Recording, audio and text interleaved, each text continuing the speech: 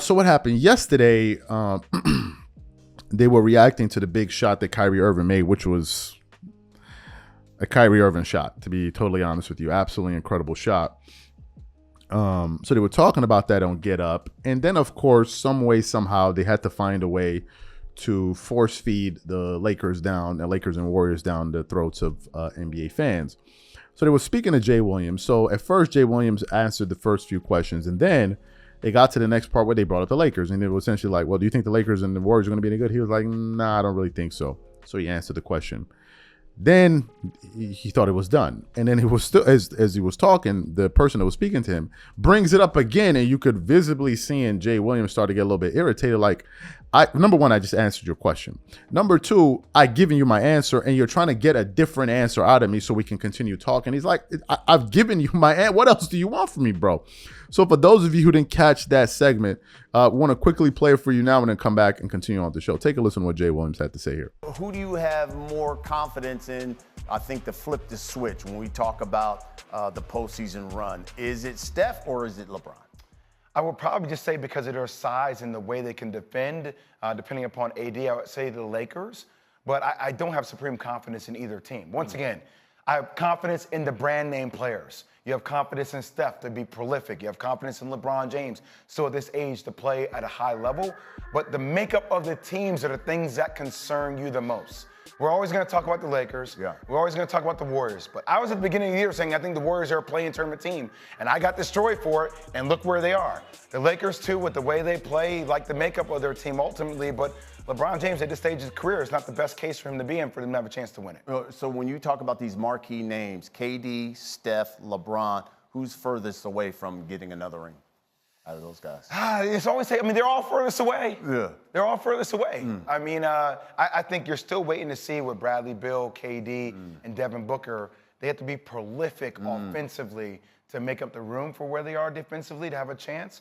But I still think you have all these teams that are on the outside looking in. I'm not going to say one team is further away because they're all far away.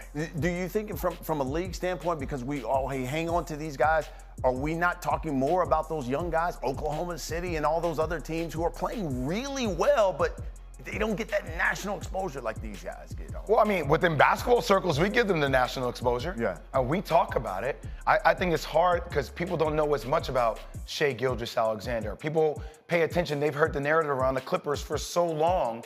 They don't understand how many games Kawhi Leonard has played this year, or what James Harden has been able to do, or Russ's role that he's actually leaned into.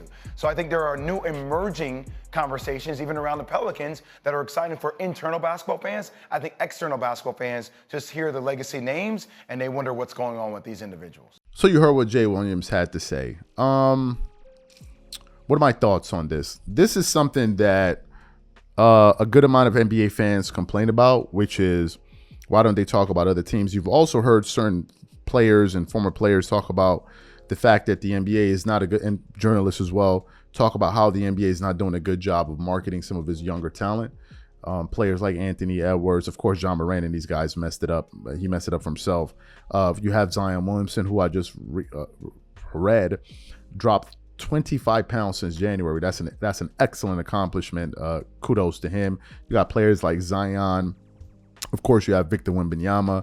You have teams like the Denver Nuggets. You have teams like the Boston Celtics and others. And people like, there are other things we can discuss, right? Why are we spending so much time talking about? So this is something that NBA fans have definitely complained about. Will it stop? No. The reason I don't believe it will stop is because, as I said on the other show today, these guys talk about these things because it generates ratings. Now, ultimately, what's going to happen is the NBA is going to eventually need to find a way to move on, right? Because Stephen Curry will eventually retire. The Kevin Durant's of the world, they will retire.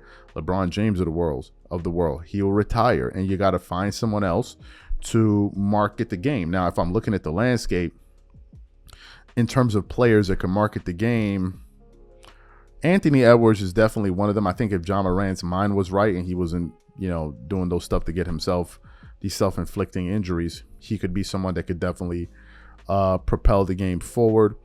Of course, you have Victor Wembanyama, who's definitely going to be the future of the NBA, no doubt about it.